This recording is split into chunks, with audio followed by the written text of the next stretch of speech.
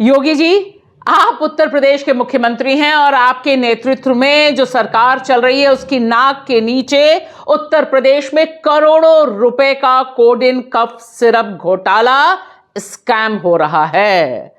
लाखों जिंदगियां इससे प्रभावित हुई हैं। नशे की लत में उत्तर प्रदेश के नौजवान को झोंक दिया गया है और आपके सुशासन का द ग्रेट बुलडोजर इनजस्टिस करने वाले राज्य में हाल यह है कि कोड इन कफ सिरप का जो किंग मेकर है वह फरार हो गया है। शुभम जायसवाल गायब है और करोड़ों रुपए, 500 करोड़ रुपए का कारोबार बताया जाता है और उस पे जो आपने इनाम रखा है उसे पकड़ने का, वह रखा है सिर्फ 50,000 रुपए।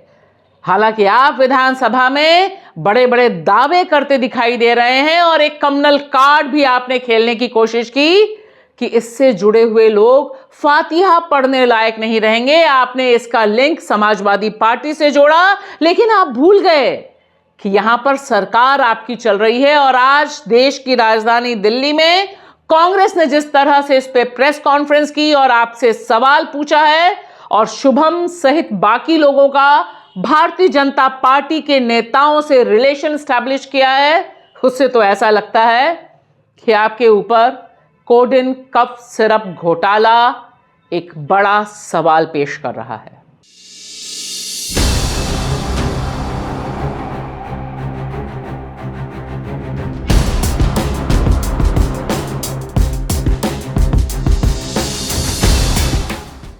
नमस्कार दोस्तों, मैं आपकी दोस्त भाषा, आप देख रहे हैं बेबाक भाषा पे दो टूक कार्यक्रम।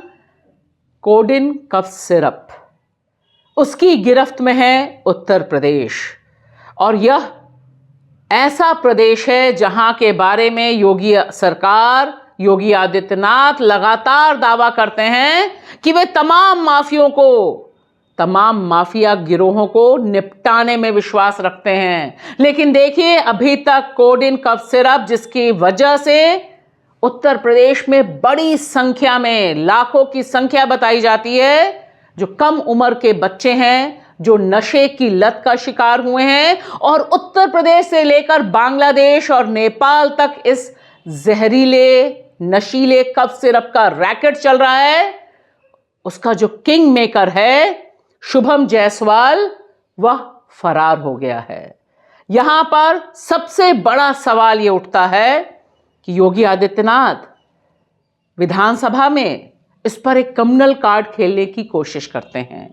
सबके सामने बोलते हैं कि जो लोग इससे जुड़े हुए हैं, जो लोग इसके जिम्मेदार हैं, वह फातिहा पढ़ने लायक तक नहीं छोड़े जाएंगे। सरकार की कार्रवाई अपने अंतिम उस तक जाएगी तो आप में से बहुत सारे लोग फतिहा पढ़ने के लिए जाएंगे वहां, तो आपको फतिहा पढ़ने के लायक भी हम नहीं छोड़ेंगे, तब तक ऐसी कार्रवाई हम कर देंगे। मेरा सवाल बेबाक भाषा में यह है कि योगी जी, जिन लोगों के नाम आए हैं उन पर क्या कार्रवाई हुई है? और जिस तरह से इसका जो पॉलिटिकल कनेक्शन आप तक पहुंच रहा है, भारतीय जनता पार्टी तक पहुंच रहा है, जो शुभम जायसवाल भागा है और उसके जो भैया, बड़े भैया, छोटे भैया, यह सारा रैकेट खुलकर आ रहा है। कहीं एक उसका भाई धनंजय, बताया जाता है कि बीजेपी यानी आपकी पार्टी का जो सहयोगी पार्टी है जनता दल यू, उसका महासचिव है। पब्लिक में वो बोलता है कि शुभम उसका छोटा भाई है। और दूसरी तरफ यह बाकी तमाम चेहरे जिनका खुलासा आज कांग्रेस प्रवक्ता सुप्रिया श्रीनेत ने प्रेस कॉन्फ्रेंस में किया, वह बड़े सवाल उठा रही है।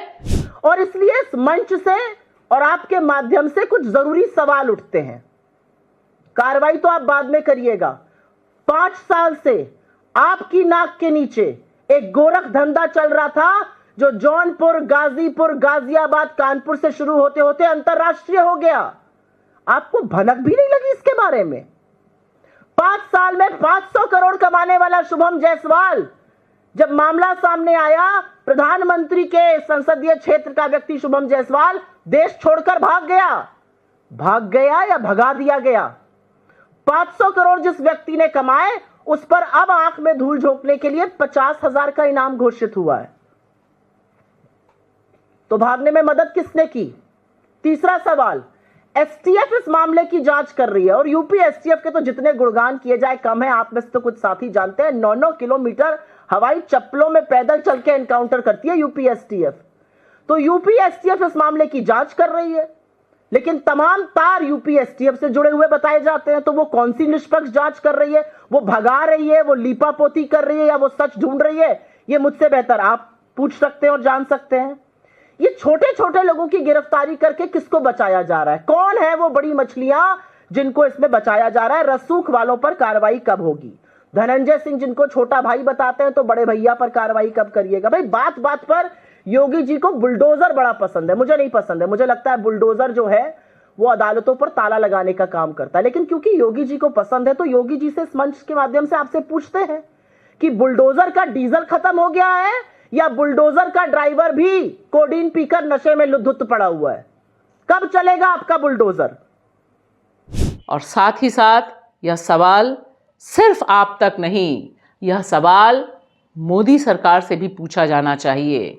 देश के स्वास्थ्य मंत्री जेपी नड्डा जी से भी पूछा जाना चाहिए कि यह क्या वजह है कि मध्य प्रदेश, जहां जहरीले कफ सिरप की वजह से 25 से अधिक बच्चों की जानें गईं, सैकड़ों बच्चों की जिंदगियां तबाह हो गईं, जिस जहरीले कफ सिरप की वजह से राजस्थान में 9 बच्चे मारे गए और अनगिनत जानें संकट में फंसी, और अब उसके बाद उत्तर प्रदेश में कोडिन कफ घोटाला, कोडिन कफ सिरप कांड, यह सब कुछ आपकी नाक के नीचे हो रहा है। नड्डा जी, जिम्मेदारी आपकी भी बनती है, लेकिन आप अभी तक एक शब्द इन तमाम मामलों में नहीं बोल रहे हैं।